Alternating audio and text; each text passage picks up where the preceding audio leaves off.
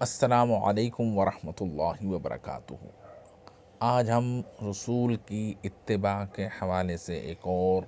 آیت کا ہم کریں گے تھوڑا آپ کے سامنے ذکر، اور اس کے اندر بھی جانیں گے کہ اللہ تعالیٰ کیا کہنا چاہتا ہے ٹھیک۔ تو سورہ نساء کی آیت نمبر 64، تو اس کے اندر اللہ تعالیٰ کہہ رہے ہیں ہم نے ہر رسول کو صرف اس لیے بھیجا، یعنی کہ آپ صلی اللہ علیہ وسلم اور ان سے پہلے کے سارے رسول جتنے بھی گزرے، آدم علیہ السلام سے لے کے آپ صلی اللہ علیہ وسلم تک، تو یہ کہہ رہے ہیں کہ ہم نے ہر رسول کو صرف اس لیے بھیجا کہ اللہ تعالیٰ کے حکم سے، کہ اللہ تعالیٰ یہ حکم دے رہے ہیں کہ اس کی فرما برداری کی جائے،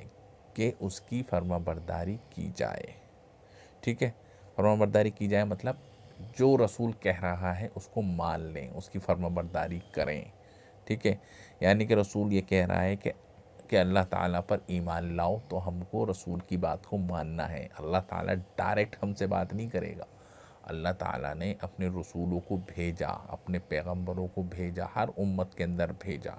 تو بھیجنے کا مقصد کیا تھا کہ ہر کسی رسول نے یہی دعوت دی کہ لا الہ الا اللہ کا حکم دیا، ٹھیک ہے۔ اس کا مطلب ہو گیا یہ۔ اور اگر یہ لوگ جب انہوں نے اپنی جانوں پر ظلم کیا تھا، یعنی کہ جب ان کے پاس رسول نہیں آئے تھے، ایک زمانہ بھی ایسا گزرا تھا کہ یہ اپنے اوپر ظلم کرتے تھے، ان کو یہ نہیں پتا کہ کام کیسے کرنا ہے، عبادت کیسے کرنی ہے، اللہ کون ہے اس کو نہیں جانتے تھے، نہیں پہچانتے تھے، ٹھیک ہے۔ تو انہوں نے اپنے اوپر ظلم کیا، اپنی منمانی کری، اپنی ذہنی خیالات کی پیروی کی، اپنی عقل کی پیروی کی، کسی رسول کو نہیں مانتے تھے، یعنی کہ اپنے آپ سے اپنی زندگی گزارتے تھے، اللہ تعالیٰ کو نہیں جانتے تھے، اللہ تعالیٰ کے احکامات کو نہیں جانتے تھے، جانتے بھی تھے تو اپنی اپنے ماحول کی اتباع کرتے تھے، جو ان کے بڑے لوگ جو ان کو سمجھائے گئے اس کے اوپر چلتے تھے۔ تو یعنی کہ ان چیزوں کو کرنا اپنے اوپر ہے ظلم کرنا۔ ظلم کرنے کا مطلب کہ اللہ تعالیٰ کے احکامات کو نہیں ماننا۔ اور اگر یہ لوگ جب انہوں نے اپنی جانوں پر ظلم کیا تھا تیرے پاس آ جاتے اور آپ صلی اللہ علیہ وسلم کے پاس آتے، ان کو یہ احساس ہوتا کہ ہم نے جو اپنی زندگی گزاری وہ جاہلیت کے دور کے اندر گزاری، یعنی ہم نے اپنے اوپر ظلم کیا، اور اللہ تعالیٰ سے استغفار کرتے اور اپنی اس پرانی زندگی کے گناہوں کو یاد کر کے پشیماں ہوتے، اور پھر اللہ تعالیٰ سے یہ دعا کرتے یا اللہ ہمارے گناہوں کو معاف کر دے، ہے نا۔ اور رسول اللہ بھی ان کے لیے استغفار کرتے، اور آپ صلی اللہ علیہ وسلم بھی اپنی امت کے لیے استغفار کرتے، تو یقیناً یہ لوگ اللہ تعالیٰ کو معاف کرنے والا اور مہربان پاتے۔ یعنی کہ ہم کو جب یہ احساس ہو جائے کہ واقعی میں ہم نے اپنی جانوں پر ظلم کیا، اللہ تعالیٰ کے احکامات کو نہ مان کر، اور یہ احساس جب ہمارے دل میں پیدا ہو جائے،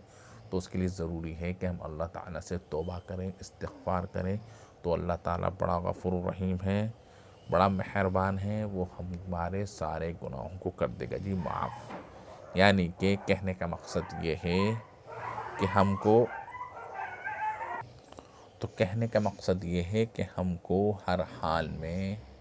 اللہ تعالیٰ کو الہ ماننا ہے۔ لا الہ الا اللہ کا تقاضا یہی ہے کہ اللہ کے سوا کوئی معبود نہیں، اللہ تعالیٰ کی ہی ہم کو عبادت کرنی ہے۔ اللہ ہی تعالیٰ دینے والا ہے، رزق بھی وہی دے گا، روزی بھی وہی دے گا، دولت بھی وہی دے گا، مشکلوں سے جو ہم کو کہتے ہیں نا حفاظت کرے گا مشکلوں سے ہماری، وہ بھی اللہ ہی ہے۔ تو ہر طریقے سے اللہ تعالیٰ کو معبود پاننا، اللہ تعالیٰ کی ذات میں کسی کو شریک نہیں کرنا، اللہ تعالیٰ کی صفات میں کسی کو شریک نہیں کرنا۔ اور یہ سب چیزیں ہم کو کیسے پتہ چلی؟ ہر رسول نے اپنی امت کو یہی پیغام دیا